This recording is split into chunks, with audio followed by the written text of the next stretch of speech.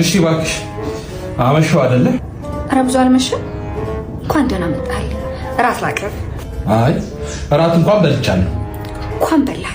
ዋና አንተ መብላት ነው። ግን የበላሁት ከመስሪያ ቤት ሰራተኞች ጋር አይደለም። ሴቶችም ነበሩ። ሴቶች ከማንስ ጋር ብትበላ እንኳን በላህ። እኔ እዚህ ቁጭ ብዬ ዋሰው ያበሉት ይሆን አያበሉት ይሆን እያልኩ ስብሰለሰል ያመሸሁት። በነገራችን ላይ አንደኛዋ ሴት ከኔ ሌላ ነገር ትፈልግ ነበር። እኔም ሰጠዋት። እንግዲህ አርግዣለሁ ምናምን ነው የምትለው። ናቲ አይነህ ባይኔ ልታይኮ ነው። ተመስገን። አንተ አይነህም ባይኔ ስትል እኔ ቆሜ አንተም ባይኔ ላይ ነው። አይ ወይ ውጪ ልደር እንዴ?